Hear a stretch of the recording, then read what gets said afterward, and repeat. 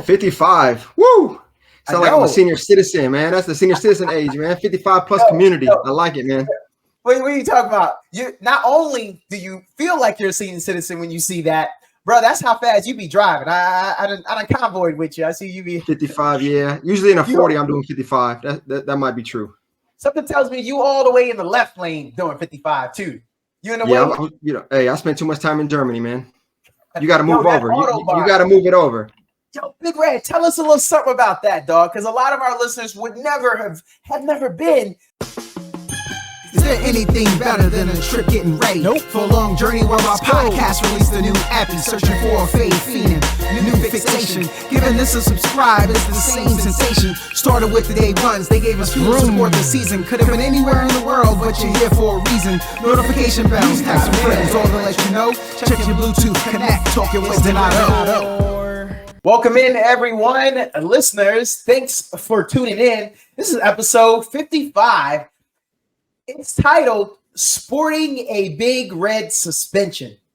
And these are our takes tonight with Big Red.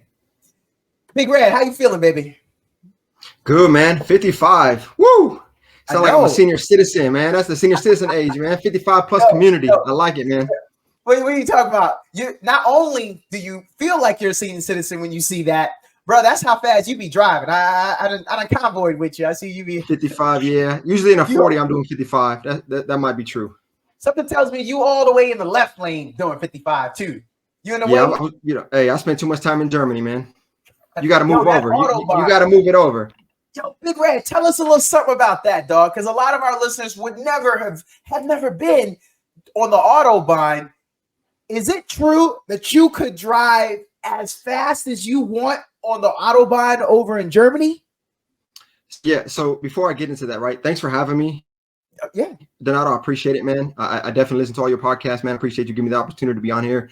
Man, number 55, man. That's crazy. I don't remember the last one I did, what number that one was, but it seemed like it was several ago. Yes, sir. But back to the Autobahn, right? So there are stretches of the Autobahn that you can go as fast as you want to. Outside of city limits, there's really no speed limit. One thing you have to understand, though, is those roads are designed for those faster vehicles, right? And people over there drive differently. They know when you're coming up 180, 190 miles per hour, right? Because there's no regulators on those vehicles, right? Mm-hmm. They're going to flash you and you got to get out the way. So that left lane is usually going to stay open for those faster moving vehicles.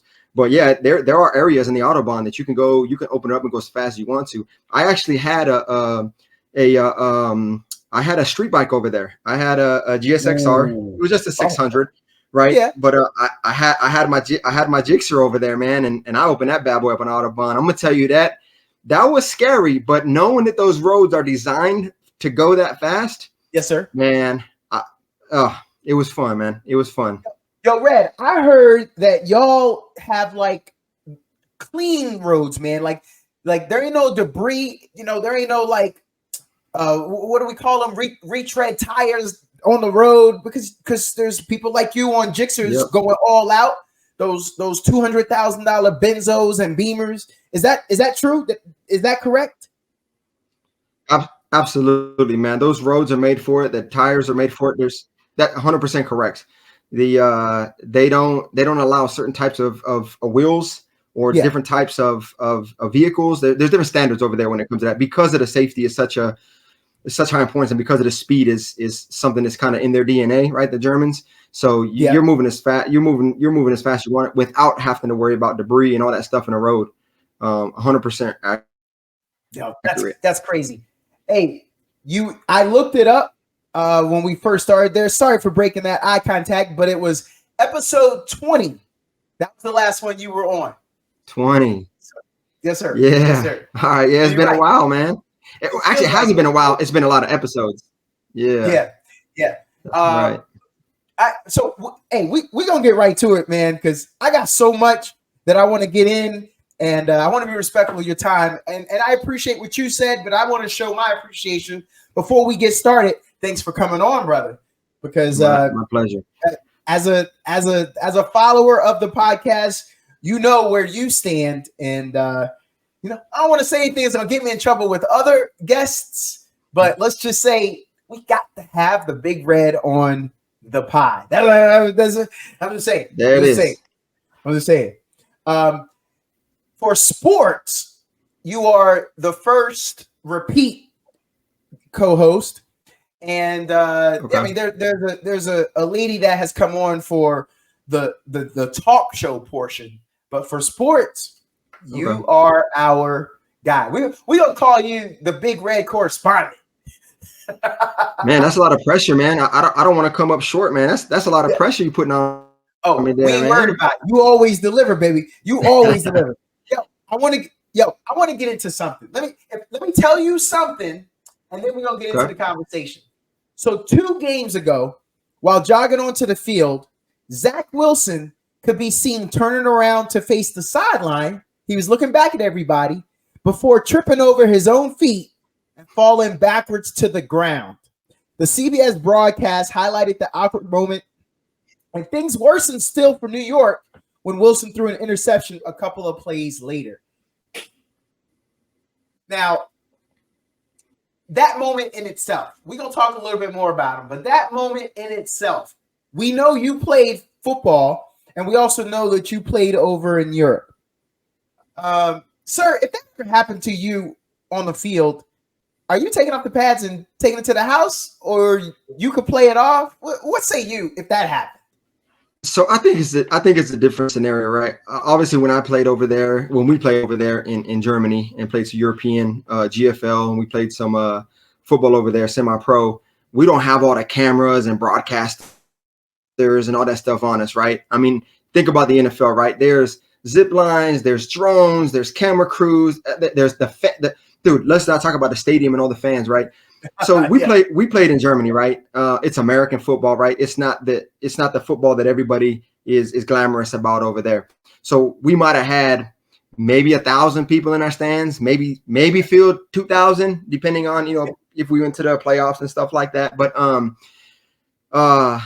you trip, you fall, you get up, man. You might play it off a little bit, you know what I mean? You might do a roll or something, I don't know. But I think it's just different because in the NFL, like I say, you're on probably national televised game. Millions of people are going to see it. You're somewhat of a celebrity.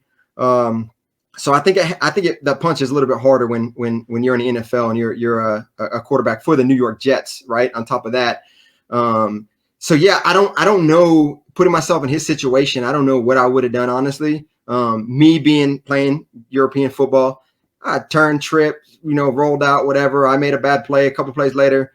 Man, I'm going to go to the sideline. I'm going to hang my head. But I don't think it has the same impact like it does being a quarterback for the New York Jets in the NFL. Now, I say all that because he's the laughing stock. Everyone thinks that with the talent that's on that team, had Aaron Rodgers been there with that quality defense that they have, most people think that the Jets would be better than what they are. So they're 5-8 right now, Big Red.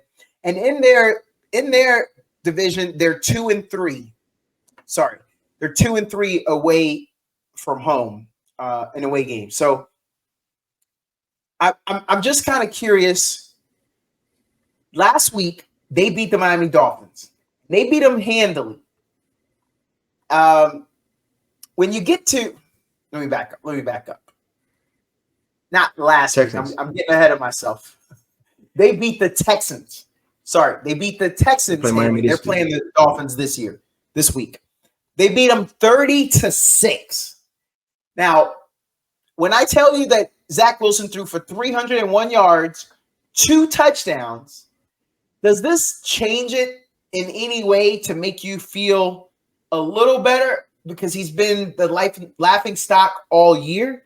Does that show you some promise? You know what, man? I just think that this is just my opinion, right? Yeah. Zach Wilson is one of those. He's one of those guys that. Well, let's just talk about the Jets as a whole, right? I'm gonna go back maybe, I don't know, man. The last 3 years with the Jets, I can't even name all the quarterbacks that the Jets have had, even not alone this season, right? They start off with Aaron Rodgers.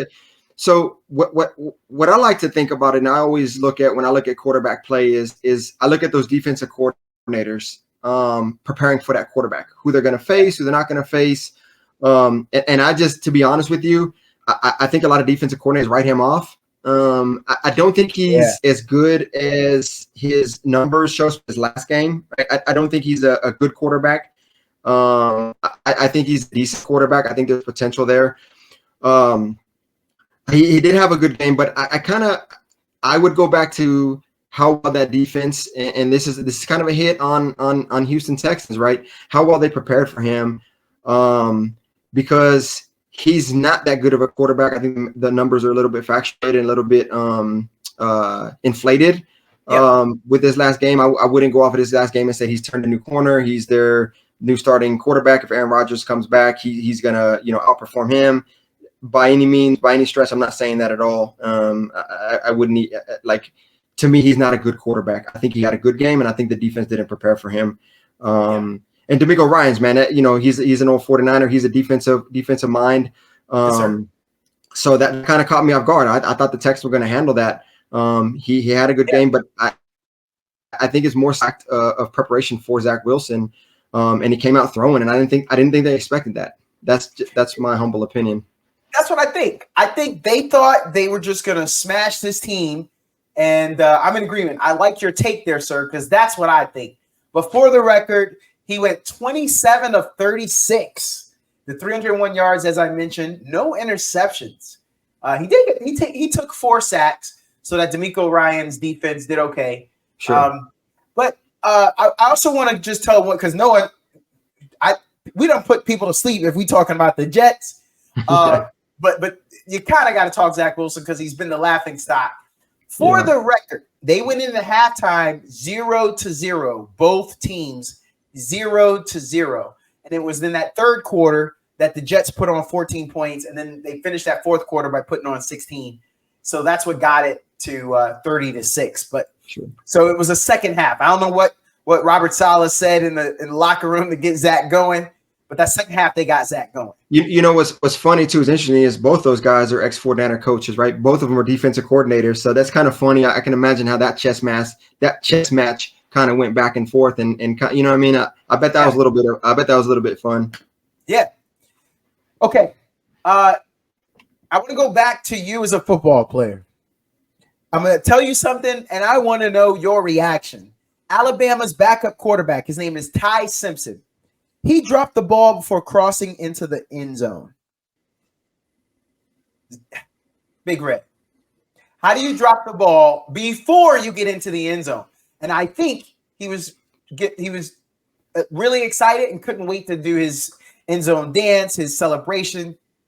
Big Red, has that ever happened to you? Could that happen to you? Doug, you know me better than that. If I'm making it to the end zone, I'm running to the back of the end zone. I'm not dropping the ball. Any indication of getting rid of that ball early, I'm securing that ball all the way through the end zone. It's just we've seen this time after time. Like how many times are we going to see this and still talk about this? We're in 2023, man. How are guys still doing that? It's beyond me, man. Especially with all the cameras, the angles, everything that we see nowadays. There's no, that was a close one. Get the ball across the line, run through the back of the end zone before you drop that ball or throw it out of your hands or prepare for your dance. I mean, I don't know. It's never happened to me. And if I was still playing, it dang sure wouldn't happen to me. I guarantee you that. Big Red, there's always that one guy. Normally it's a quarterback. They're so fast. Trust me, I've never gotten a lot of breakaways. I always have more of that juke. You know, I'm not the sprinter. I'm not an Olympic sprinter.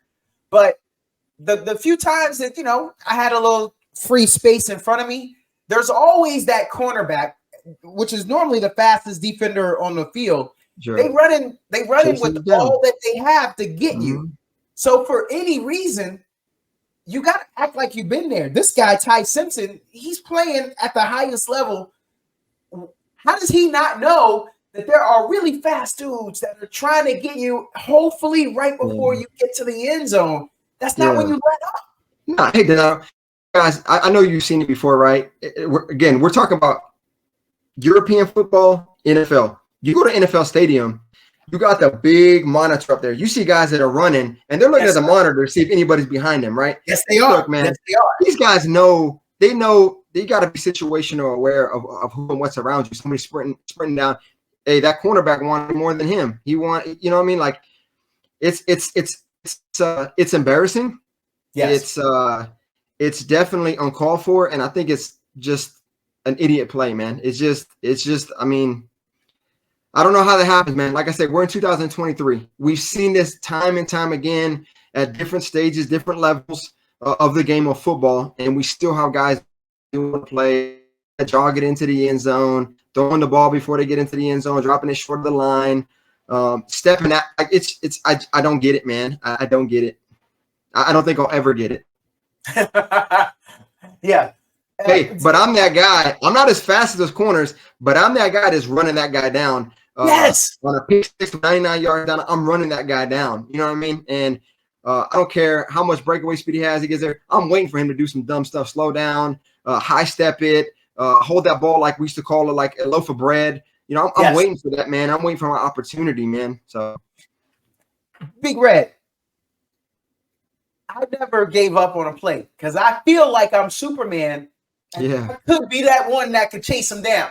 Oh, I know. With the angle, maybe not with the angle. Even if I can feel it, yo, you know that feeling. You know you're all out, but it ain't closing. That gap ain't closing. I'm not catching them. But you're still in your mind, you're thinking, I'm thinking, I know everybody is built like that. Nah, I'm going to get them. Like irrationally, possibly, I think I'm going to get them. I know you know what I'm talking about. I could be that guy that can knock it out right at the end. I'm gonna give you an example, right? Just real quick. I won't say it's off topic. It's actually on topic, but I'm gonna stray away a little bit. There was one time, I don't know if you were there or not. I don't even remember who we were playing, man. It was a 2-point conversion. We were going for a 2-point conversion. I think it was a close game. Yeah. I didn't fumble the ball. I was playing running back, but I think it was a quarterback keep or something. Anyways, the ball was fumbled. Defense recovered it on a 2-point conversion. So the guy picked it up, and he's doing a scoop and score running back. Yeah, everybody's looking at this guy. I went to a dead sprint, and like everyone's still at the end zone, the goal line, and this dude is running. And I ran this dude down. I want to credit myself like a DK Metcalf. Right? I ran this dude down, tackled him, but you do the arm tackle, the punch tackle. Yes. Knocked the fumble out of him. There was nobody around to recover it. After I knocked him out, I picked the ball up, run it back, and I scored 2 points.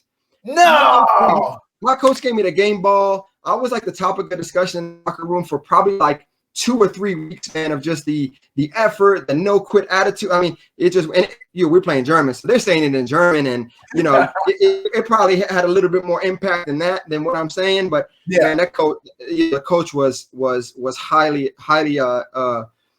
he just spoke highly of me. He was super proud of the way I went down and handled that. And then I don't know if we ended up winning that game. I couldn't tell you that, but that play right there always sticks in my mind, how I ran that dude down. I caught him probably about the 50-yard line.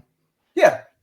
It's never over until it's over. And exactly. It's because of stuff like that. You're a hustler. I'm a hustler. I have been overmatched in my life, but what I know is you feel accomplished if you've given your best effort.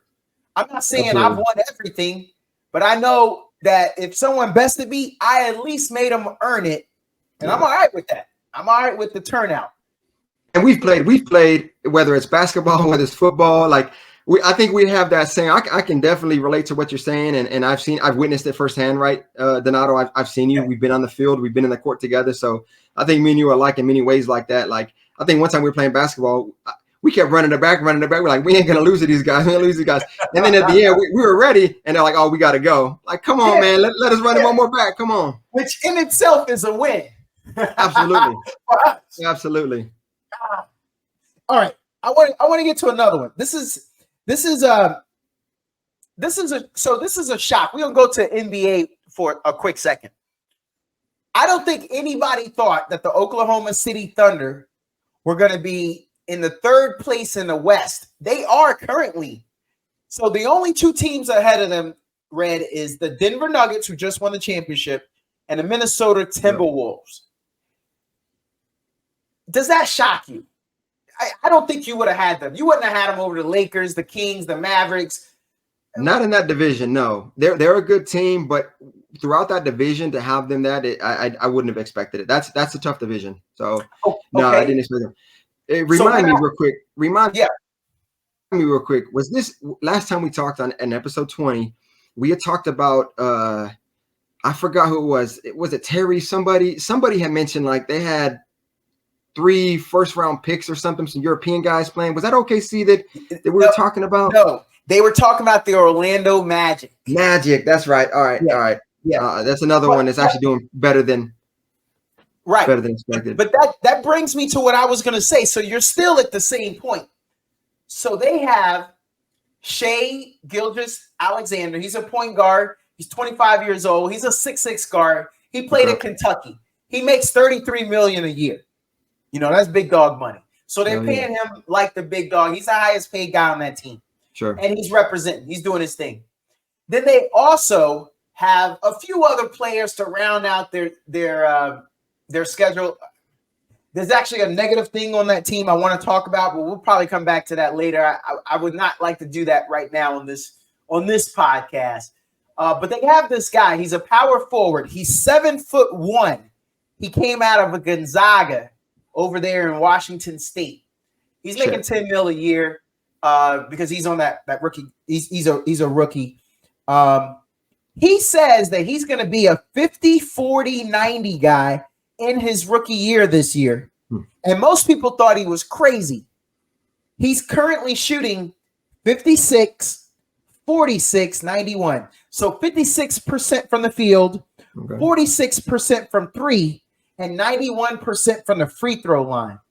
Before I answer this question, hey, Red, can you shoot 91% from the free throw line? Man, why are you going to put me on a spot like that, man? I don't think so, man. I don't think so. Wait, I might get like, hey, I'll be in the 80s, though. I'll be in the 80s. Hey, that's respectable. How about sorry. How about this? Hey, Red, can you hit 46% of your threes? Man, me and my son do this. We count out of 10. Man, the best I've probably done was 6 out of 10, and that's not every time. 40% from the. You said 40%. 46. So that you might want to round that up to 50 man, or 5 shots. Yeah, man. On a good day, yeah, I might be that. But through a season, no, it ain't happening, man. Yo, I do that a lot, especially me and my wife when we shoot. We do that best out of 10. And to me, 10, I always judge myself. I have to at least make 3 out of 10. And I normally do that. Yeah. But if I make 3 out of 10, you're shooting 30% from 3. That's, for me, that's tolerable. That's tolerable. Yeah. But I may be confusing the NBA and a batting average with that 30%. So you can judge me.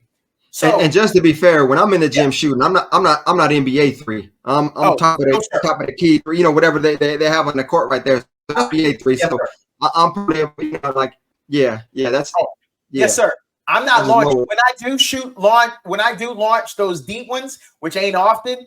I'm not keeping track. That's just a one-off, and I just want to throw it up just to get it up. But I don't count those. I'm not built like that. I think that's the generation after us. Sure. Yeah. No doubt. And now that's the perfect segue. So when I talk about this next thing, we're gonna merge a couple generations: your son's generation and your generation. Who's got the better handles? Kyrie Irving from now, your son's generation, or Allen Iverson from your generation? Who's got the better handles? Man, so I'm biased, right? I'm an old head, right? I'm officially an old head. I got AI, man. Like it's just I can't. The handles, man. It's just AI and the handle. They just go hand in hand, man. Don't get me wrong, man. Kyrie, what he's able to do, the way he's able to dribble the ball, it's a different generation, like you said. But man, for his time, AI was definitely ahead of its time when it came to those handles. And I've watched him a little bit more, and maybe that's kind of leading to my biased opinion. But you asked me 7 days a week. I'm gonna say 7 days out of the week, I'm gonna have to go with AI for handles. I'm sorry. My answer, Red, he crossed Jordan. Yep. Say no more. Yeah. You did that on Jordan. Yeah. You good. Props. You don't need nothing else. Yeah, you hold the crown. You know who Cheetah is. I'm going to take it back to the NFL just quickly. You know who the Cheetah is. When I say that? Yeah. Okay, so you got that. I'm glad you did that. For those who are just listening on the audio, Big Red threw up the peace sign. Big Red, Tyreek Hill was told not to throw up a peace sign after he scores by the referees before the game 2 games ago. And he was mic'd up, and that's how we got that and found that out. Okay. They told him not to throw up the peace sign. That's This is also the a little respect because they saying, bro, we know you're gonna score. Yeah, for sure. So Yeah. what do you have a problem Hey, with throwing up the peace sign? what if it was the second touchdown of the game? You know what I mean? Oh, I know. So here's my take on that, right? I didn't hear that. This is the first time I'm hearing that about the peace sign. They told him not to do that. Man, we're in a time where I think every single if a defense gets an interception, if the defense turns the ball over, they're in the end zone doing some kind of skit, celebrations. To single out a player like that, man, in my opinion, man, is really uncalled for, man. Great. And it's not like it's anything that's. I gotta jump in because I want to bring some drama right quick, and I want to get this drama to you right now. This is where we make him turn red, listeners. This is where we're gonna make you turn red. Yo, Red. Yeah. You chasing a dude down. You can't catch him. You ain't closing on him. If he throws up that peace sign in front of you and then he crosses, you never caught him. He crossed that goal line. You pissed, homeboy? Are you pissed that he threw up that peace sign on you? No, I play in an era where I'm gonna get you back. First of all, I don't care if I got a PI. I don't care what I got to do. You're not scoring on me like that next time. So you might give me once. You might give me once, right? And it's not look. You might not see my emotions. You might not hear. But I'm gonna get you back later on in the game. I'm gonna bet you next time we see each other, you ain't doing it to me again. He got you once, but he ain't gonna get you twice. He ain't gonna get me twice. We threw up the peace sign. That's what we did for those who ain't there. Oh, okay. I thought I had you on that because I thought you seem like a fiery competitor, and like what you just said. I'm not one to because it's taunting. Like, that's what they're saying. Yeah, my personal opinion, and we go back to the podcast. You know me for a long time, Donato. Yeah. I don't like to showboat. I don't like to celebrate. I'd rather speak with speak with my play, speak with my actions and stuff like that. So I'm not a huge fan of that, right? But I don't see. I mean, we see it all the time, right? He's turning back and giving the peace sign and stuff like that. Yes, I mean, dude. I mean, I'm gonna be honest with you, man. Speaking of sportsmanship, right? We're talking about the cheetah, right? That I think he's earned that right, man. In my opinion, right? We're not talking MVP or anything like that, but let's give it to a receiver this year, man. I think he definitely is in the running and definitely should get that. I don't see Tyreek Hill as a crap talker. I don't see him as, showboat. He might do a backflip. He might throw the peace sign and stuff like that, but he doesn't come off to me like one of those showboating guys who he actually speaks with his actions. And that's one of the times I think that I'm okay with the showboating. I'm okay with the peace sign. I'm okay with the backflip, especially when it's a deserving play like that. If you burn me and you're 10, 15 yards in front of me, give me the peace sign as you're slowing down, high stepping it into the end zone. There's nothing I can do about it, man. I'm gonna be pissed. I'm gonna be really upset, but I'm gonna get you back next time. I'm gonna remember that, and it's gonna be instilled in me. And you ain't getting that open on me. I'm either gonna keep you in front of me, or I'm gonna, I'm gonna figure something. Like I said, there's gonna be some pass interference. There's gonna be some holding. There's gonna be something, man, before you do that to me again. But I'm not about showboating. I'm not a huge fan of that. But in this situation, man, Tyreek Hill, the cheetah, man, he's a different breed, man. And he speaks with his actions, man. I think he's one of the. I think he's, in my opinion, he's probably the most valuable player in the NFL this far. I wouldn't fight you on that. This could be a great time for a wide receiver to get it. He is putting on a show. It's incredible. Take him out of the game and see what happens. You know what I mean? Like he got injured last week. It's a whole different offense with him out of the field. When he's not out there on the field, he's an impact player for sure. Definitely changes the game. So I made the mistake when we were talking about it, and I was on the wrong week. But if the Jets are playing the Dolphins this week, and then they beat the Dolphins, and now they got a 2-game win streak, because he did get hurt last week. They ain't beating the Dolphins. So it ain't gonna happen. I know you already gave him the credit earlier in the podcast by saying that they beat the Dolphins, and I was like, all right, he must know something that I don't know. All right, but I'm not gonna give Zach Wilson. I'm not gonna give the Jets that much credit. Even if Aaron Rodgers was playing right now and he came back from his injury, I don't know. But then again, right, we're on this subject. Miami really hasn't impressed me too much either. They haven't beat too many. Their strength of schedule, in my opinion, is hasn't been that good of their wins, right? Yes. But they're going to handle the Jets. I almost, if I was a betting man, I'd go and put some money on that. I don't think the Jets are going to beat them. Zach Wilson had a great game last week. It's not going to happen again. Defensive coordinator is going to get ready. They're going to prepare for him, and I don't think it happens again. Now, you get me on next episode, and we're talking about this, and they lose, and it's probably going to be a blank screen right here, man. Yeah. You're going to be shocked. Does the name Hidetoro Hanada mean anything to you? Nah. It sounds like a player for the LA Rams if I had to guess. It's a hashtag. It's a hashtag. Hashtag Hidetoro Hanada. Well, he's a Japanese Yokozuna. A Yokozuna is the highest ranked sumo wrestler. Well, he pursued his desire to come to America and play college football. He signed with Colorado State, the Rams. And so you were close on the Rams. You said the LA Rams. That you were going with the LA Rams, right? But hey, you had the Rams. The hashtag Rams have gone the extra mile, and they customized his jersey, his nameplate, to display his name in kanji. If you don't know, that's the lettering of traditional Japanese letters. That's how it looks. So, what do you think about that? That's the way they did that, right?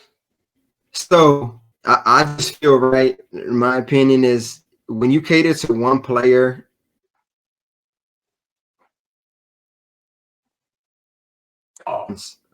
You started something. You open up a can that you might have to be prepared to start. You might have to start catering to other players. There for a second, we didn't get all that. Okay, yeah, I just think that when you cater to one player, and you know, I think it's a huge honor, right? But I think when you cater to one player, you open up that can of worms that you're going to have to start catering to everybody. Now you're going to want guys who are going to want Old English lettering on the back of their jersey. They're going to want their native. You know, it's just. You know, we know in college football too, a lot of guys don't even get their names on the jersey. They just have the school name, they have their number. That's about it. I mean, it's just I think it's an honor. I think it's something that it's pretty cool. It's a good story. I just think that it's going to open up a can for something down the road. And you've catered to one player.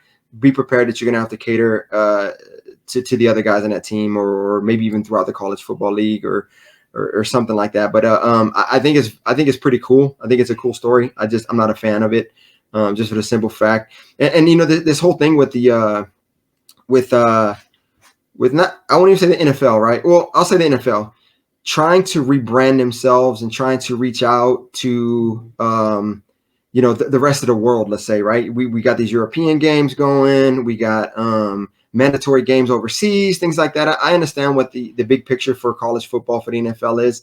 And I just think, man, like, do you ever see soccer teams coming over here and playing? Do we cater to those guys? Like, I don't know, man. It's a different take on me. I just think that when you do that, you open yourselves up to you catering to everybody now, and just be prepared now that you're going to have requests and you know, everybody's going to want something special or something done and things like that. So just be prepared for that.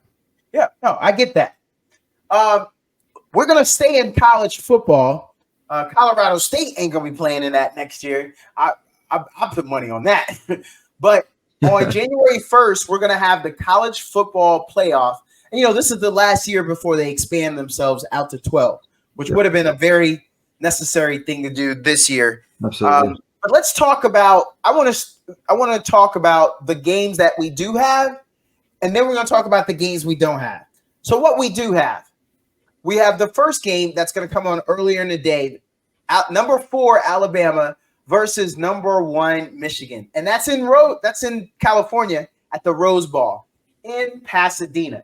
Big Red, you're from California. You know a little bit about that Pasadena love, and I'm just kind of curious on your thoughts. The Rose Bowl. Who will be the Rose Bowl champion? Michigan or Alabama? So, look, I'm just tired of the SEC getting a bye on everything. Yeah. I think Alabama snuck in. I don't think they rightfully should be there, and I'm gonna put my money where my mouth is. I think Michigan is gonna hand it to them. Now, I will say Alabama has gotten better as the season went on. They've definitely improved. There's a lot. I think Michigan has a lot to prove with a lot of the drama that they're facing over there. I think Harbaugh has a lot to prove, but I just think right. So the college football playoffs, it's a, what do they call it? An eye test, right? How they kind of look at these guys like that. My eye test tells me that Michigan is going to beat Alabama. That's my eye test. I know everybody has their different opinions and everybody has their say so, and we can pull up stats and we can look at who they've played and strength of schedule and stuff like that. But I think even that goes in Michigan's favor personally. But I think the Rose Bowl, man, I think it's going to be Michigan. So you are spot on when it comes to the defense. Michigan they're actually the number one points against defense in all of college football, and teams are only averaged 9.5 points against them. So yeah, that's a great defense that they have. As far as scoring, they're number 13 in all of college football because they average 36.7 points. So let's round that up to 37. So 37-10 is what they've been smacking people around on average this year. But Alabama scores 35 points and they give up 18. So they normally double up people. So that just kind of tells you a little bit about that. When it comes to passing yards, Alabama averages 228 and Michigan is 218. So that's close, 10 yards, not big of a difference, right? Yep. And then when it comes to rushing the ball, time management, grinding it out, Michigan averages 162 yards and Alabama averages 172. So about 10 yards difference there. So that tells me, Red, it's going to be a close game. So are you saying it's going to be a blowout, or are you saying it's going to be a close game but still goes to Michigan? I want to get you to come a little bit more clear on that. So I'm gonna call it right now. I'm gonna say 27-17. That's my prediction. 10 points. 10 points. On the season, they're only separated by just about 2 points in what they score. Okay. All right. I hear you on that. I think you're wrong. All right. But here's what I know. Harbaugh is back. They had to play those 3 games without him. I think that was their fuel. Sure. But now that he's back, the chip is off their shoulder. I don't think that he can get them boys mad enough to be like, yo, the fools had the audacity to take me off and y'all still did y'all's thing. But I'm back now, baby. And we about to go out there and show them that we belong to be here. We are here. We're going to get this national championship. Well, this game is the national championship, but you get what I'm saying. Yeah, to get the opportunity to play for the national championship. Can that work? Can that work, Red? Absolutely. I think Harbaugh still has a leg. I think he's still preaching that. I don't know. You've heard of these guys time and time again, especially with these rival teams, right? Playing, videos or clips of certain things over and over just to hype the guys up. But I mean, I think Harbaugh can go into that locker room and pump these guys up. That's sign stealing. The allegations, they're not allegations, right? I guess it came out. I mean, he was suspended, so it's not even an allegation at this point. But they suspended him. It happens through sports in general, right? We won't go into baseball or anything like that, but it happens. And it's like I don't even want to say it's a gray area. It's not illegal, right? But I think he still has that chip in his shoulder. They suspended him for 3 games. I think he's still pissed off, and I think that carries him. And I think that's what he's riding that wave on is that suspension and having his guys come out and play for him. We already know his coach that filled in for him. We know he's very passionate, right, about Coach Harbaugh, man, and he's willing to cry on national TV for a win for him. Imagine how the players feel if that's one of his coaches, man. I think he's gonna push that scenario, and that he's pushing that storyline, and I think it's going to guide them all the way to the national championship. So you think that they're a good team? They're a good team without him, hyping them up. They were a good team before all this. They have a really good team. That defense is I think the is the number one defense in college stat wise. Yeah, that defense. So I'm giving 17 to Alabama. Originally I was going to say 10. I just don't. That defense is. I've seen that defense again. The eye test. I've seen that defense. I watched that defense throughout the year, throughout the season. Me personally, I'm going to go 27. So I'm going to give him an extra 7 points on that in my original 10. I'm going to go. I don't think Alabama scores more than 17 points. Red, I got to press you on that. That's what we're here for, though. We want to give the people what they want, and what they want to know is what you smoking, Red. So they only beat Ohio State by 6 points, 30-24. That was number 2 in the country. They barely got over them boys. You can't say, I know a win is a win, Red, but you can't say that was a blowout. And then right before that game, Georgia. Maybe they were looking ahead to Ohio State. They only beat Tua Tagovailoa's little brother 31-24. So they only won that by 7. Now they beat Penn State by 9. So that was a I don't even want to say that was a tough 3-game stretch there because Maryland's not even ranked. But sure. Red, you sure you still want to stay on that? I stand by 27-17. Bring me on. Okay, January 1st. Whatever your podcast is after that. If they win, I'm gonna be here. If they lose, you're gonna have a black screen. Wait a minute. You're gonna face the music. You know what though? Maybe we do that, Red. Since you brought it up, maybe on January 2nd when we finally wake up, because we're gonna be up late that night watching that game, and I might be sipping on, so we can't do it like right after the game. But maybe we do a recap. That might not turn out too well. You and I should do a recap on January 2nd. With our mimosa. No, sorry, we can't have a mimosa because we're trying to get over from the previous night. Yeah. Sipping on. Maybe we have some OJ. Yep, definitely clear OJ. Our minds, and when we're clear, we come back and just do a recap of the game. That might be fun. I might be interested. Hey, I'll face the music. If I'm joking about the blank screen, right? I'll face the music. That won't be the. I'm pretty confident that won't be the scenario. But yeah, we'll do it. Okay. I'm curious that. Okay, so then let's talk. Let's talk the other game. Okay. Number 3 Texas versus number 2 Washington Huskies. Now this one is at the Caesars Superdome. So that's the Sugar Bowl. That's down there in New Orleans. There's gonna be a lot of distractions, man. That's gonna be a lot of distractions for both teams. New Orleans is tough. Aside from Miami, I was gonna say them New Orleans streets Bourbon Street is undefeated. But so who do you got? Texas Longhorns or Washington Huskies? So I know you're gonna hate me for this, man. I know you know where I'm going already. I'm out there with Washington, man. Ooh, okay. I think I know I made that comment about the SEC earlier and sneaking in and stuff like that with Alabama, but Texas, the eye test for me, man. I'm gonna go back to the eye test. I don't see it, man. I think Washington has a better offense. I think they're better coached. I think Texas squeaked in, and I think that's gonna be a blowout. Good. I'm glad you said that. And I'm not mad. I mean, maybe you was trying to.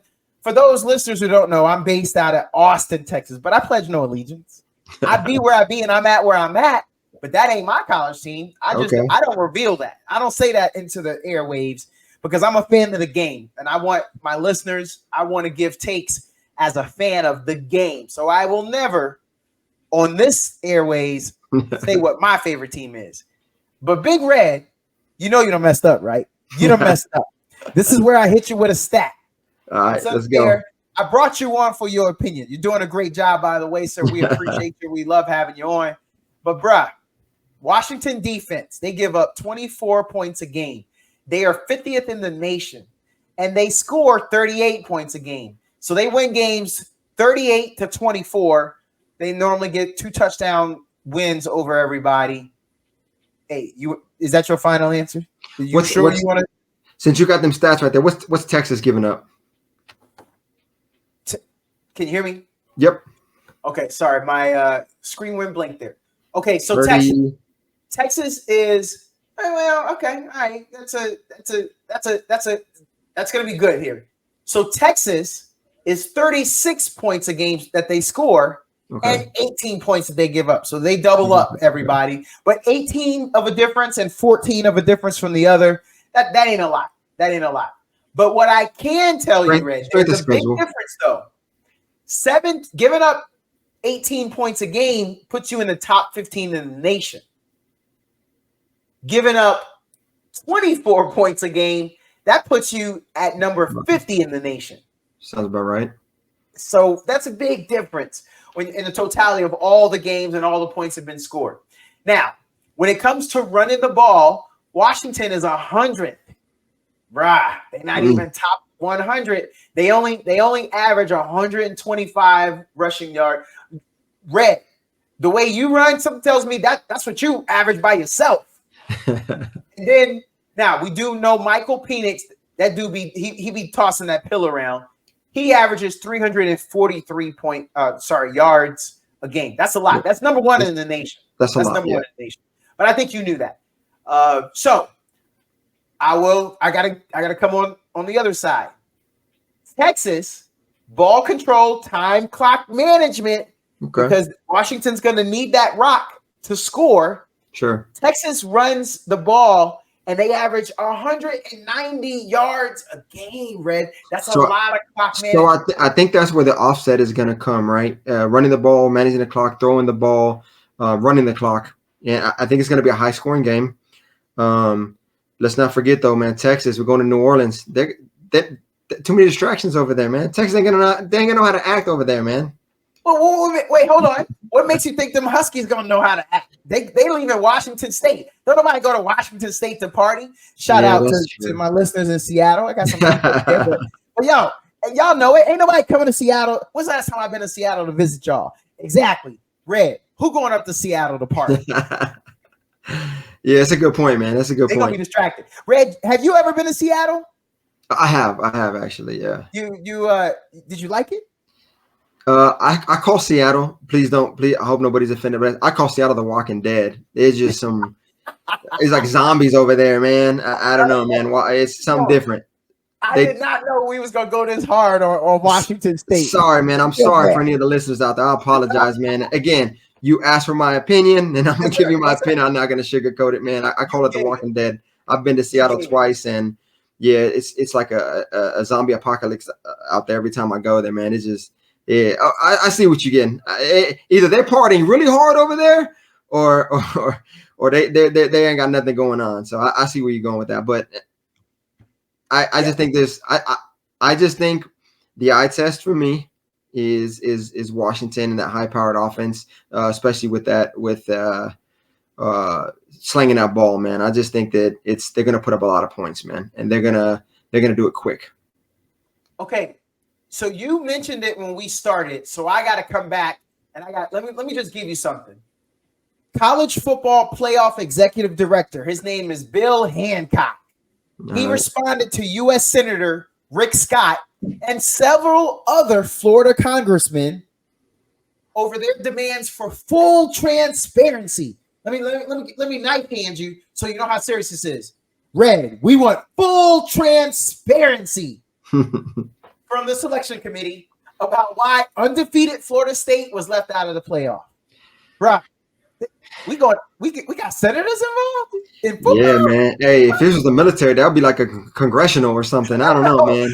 Yo, but Red, you started by saying this, bruh. You don't feel bad that Florida State got left out? You a football player. No, you did what you were supposed to do. I think Florida. I think they got robbed because their backup quarterback, because their quarterback got hurt. Me personally, I don't think that should have to weigh in to anything. I think there's enough stats out there. There's enough. There's enough out there. We're all smart, and we live in an era where we can pull up stats, and we got spreadsheets, and we got formulas and stuff like that. I mean, there's the human part of it, and there's, like I kept referring to, the eye test, right? And let's be honest, right? It's about making money. Nobody wants to see a second string quarterback go out there and possibly get blown out.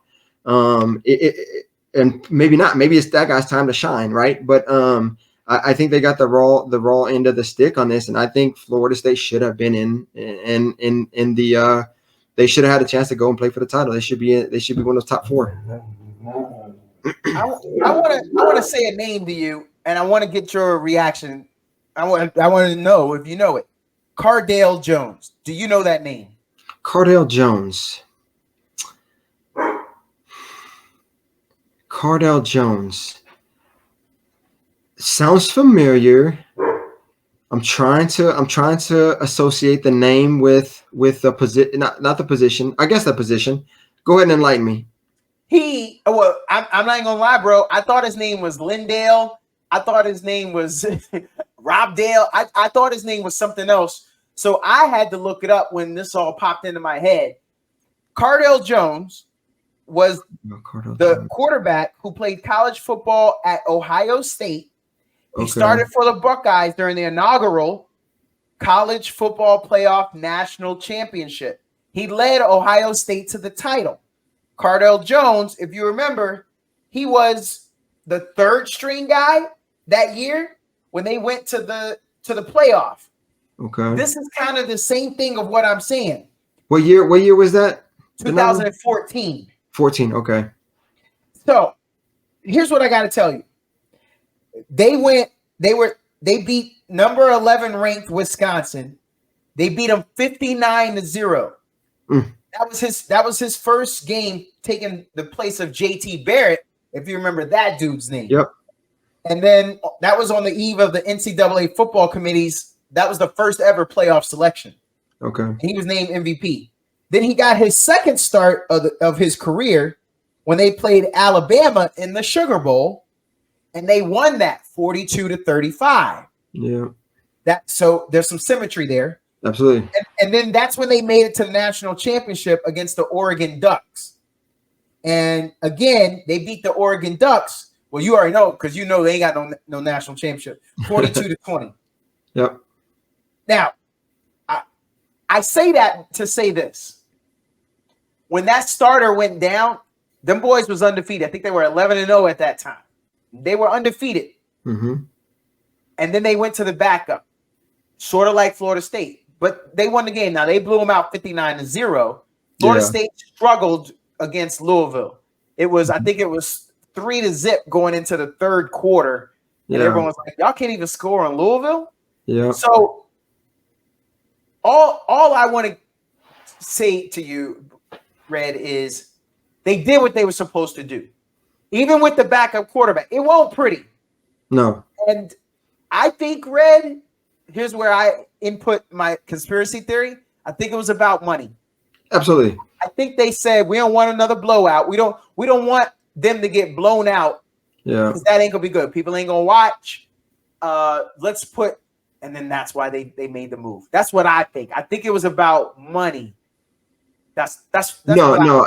Yeah. I think it has a lot to do with. That's why I alluded to earlier when I said nobody wants to see that game. It's all about making money, filling those stands, giving the fans what they want. Sometimes it's maybe not be the 4 best teams, but what 4 teams are going to be the best entertainment or the biggest names up there. And I hate to say it, all right, SEC. But I think that's why Alabama's up there. I think Florida State should have had Alabama's spot. Yeah, but it's Alabama. Like the name, you know what I mean? It's Alabama, man. Between them or Georgia, we're gonna have one without the other. So I do understand that. Okay, and if you understand that, why didn't Georgia get in? They done won like 29 games in a row.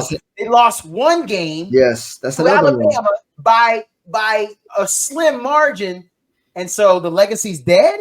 Like, for real? Yeah, you know what, man? What are they had 3.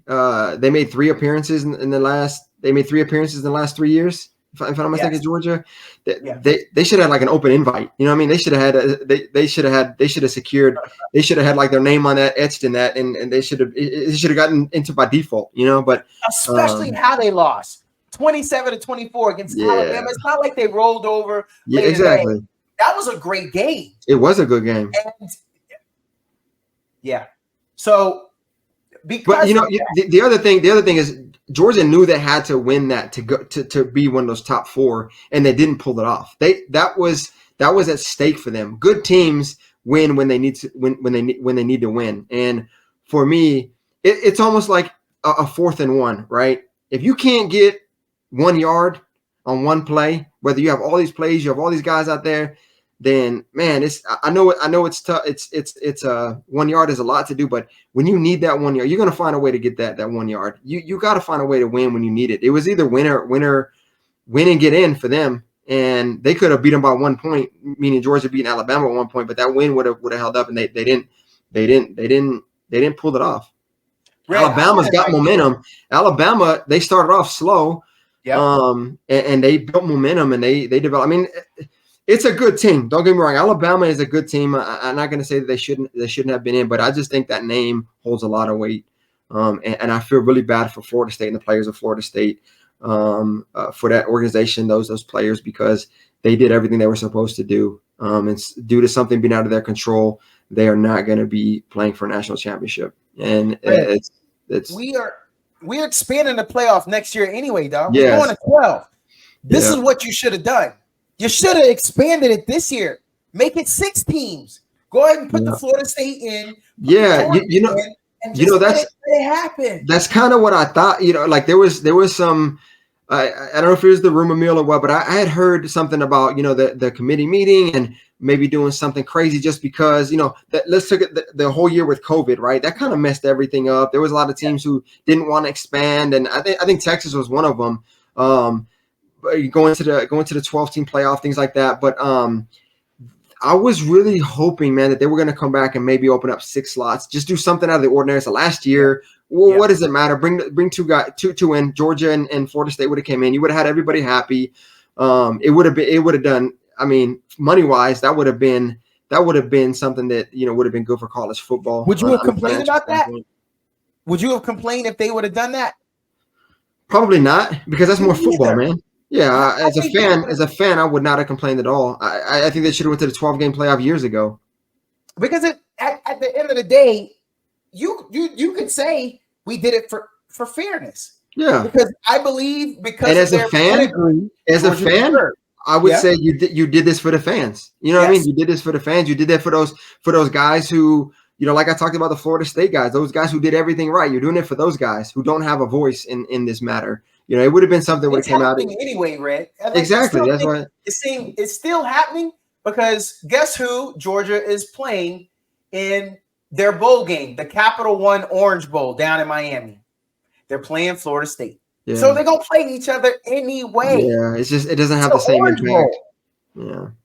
So, hey, who you got in that game? Number 6 Georgia or number 5 Florida State? Ooh, man. Well, in Florida though. I'm gonna go with Georgia, man. I'm gonna go with Georgia. That game, they could travel. Their game can travel all the way down into Miami. Yeah, I think so. Miami Streets was undefeated, Red. Man, I think Georgia's a really good team, man. Yeah, they are. That's gonna be a good game. And they're well coached. They are well coached. I think that's gonna be a good one. All right, Red. I want to finish by one last take before we get out of here. The time flew, Red. Yeah, it did. Sure did. Did you watch the in-season tournament for the NBA? I watched the last game. I did. What'd you think of that last game?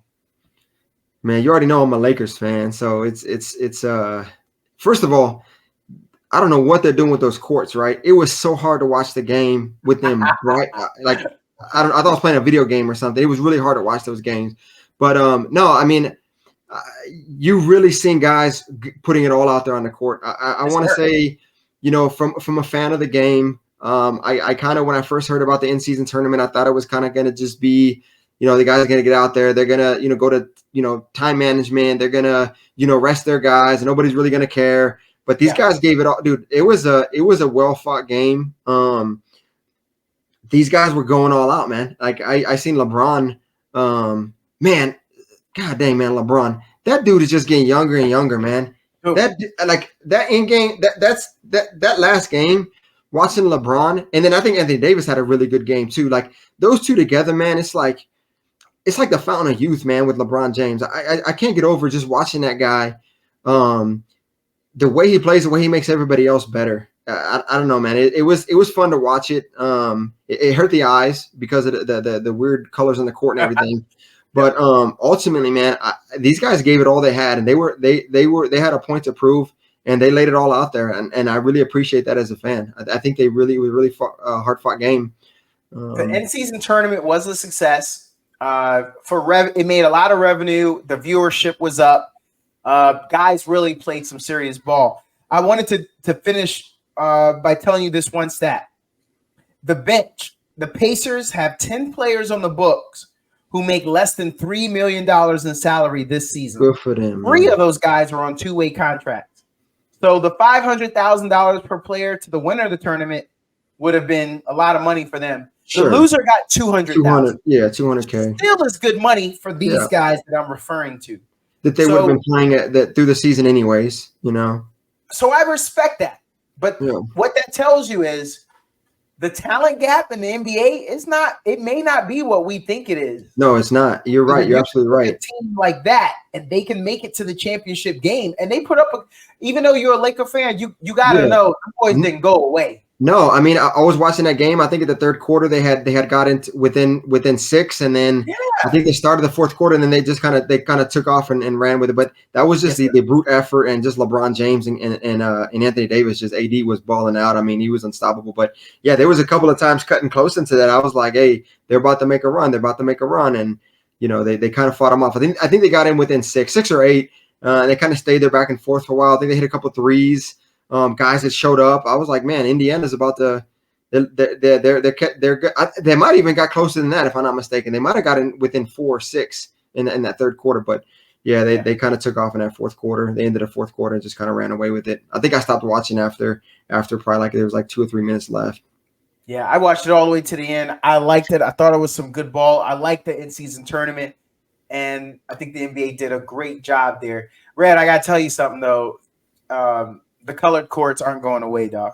God, man. Yeah. I'm about to put some like 3D glasses or something, man. Something, man. That hurts my eyes, man.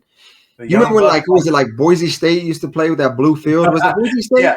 Yeah, man. I used to hate watching that, man. I still hate watching that. All these different colors. But those courts, man. Golly, man.